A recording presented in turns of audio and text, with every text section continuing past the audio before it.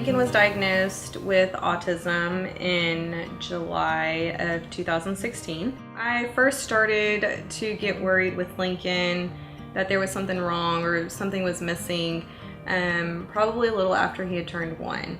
With Christian being my oldest, he was also my first, so I've experienced all of the milestones that a baby and a toddler should normally go through. There were times at home when I would be with him and he would be watching TV, so if there was anything exciting going on, he would start to flap his hands and he would get really excited. But that was the only time that I ever saw him do that. I would tell Dane several times at night, I think this is what's going on. I think that, Lincoln's not reaching milestones when he should be, and I'm really starting to worry about him. I trusted Brandy and what she had said, but me being a first-time father, I didn't really see those things that she saw because she had already gone through this with her other son. We had to go further down the road to where I actually started saying, hey, maybe she does have something, and started looking into it and paying a little more attention to what was going on and what she was talking about.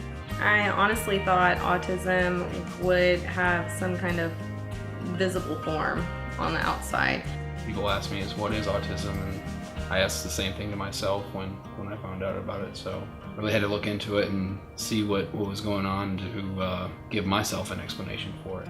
Hey, hi. We had an evaluation for autism done.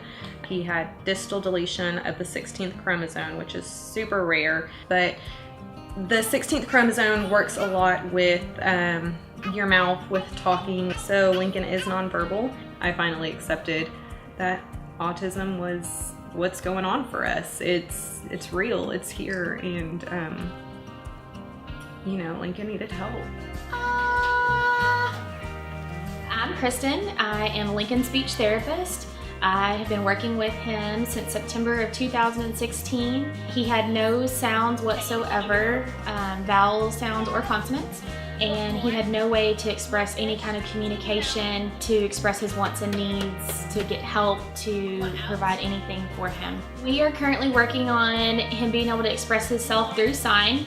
We also work on integrating sensory into his therapy every day. He gets very upset frequently, so we consistently have to apply pressure. We have to brush just to get him to calm down to be able to participate for longer than 30 seconds to a minute. Take a break. My name's Heather. I'm a certified occupational therapy assistant. I've been working with Link for about 3 months now.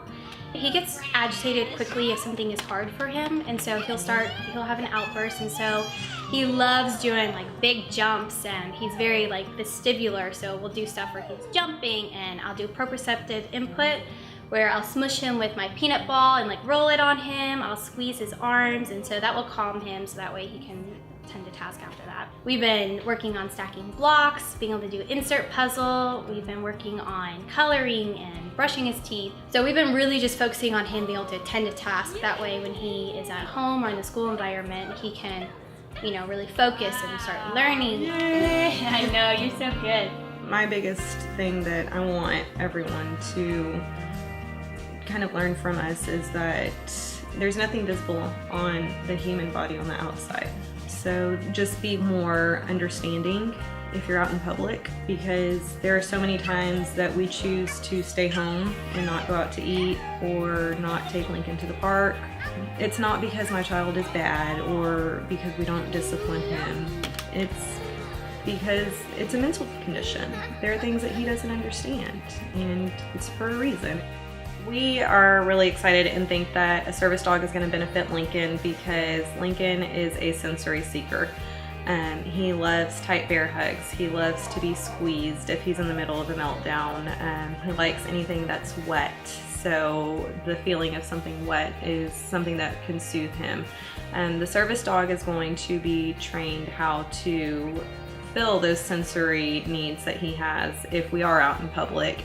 Just the presence of the dog being next to him is going to calm him down, but also let us feel a little bit more normal, because if he is, acting out or he's screaming because he's happy, the looks of negativity that we're getting right now will turn into looks of love, and it's going to spark that interest for someone to say, what is he trained to do? So it'll spark really great conversations, and it'll let us teach others out there, that a service dog can be used for children with autism. I love you.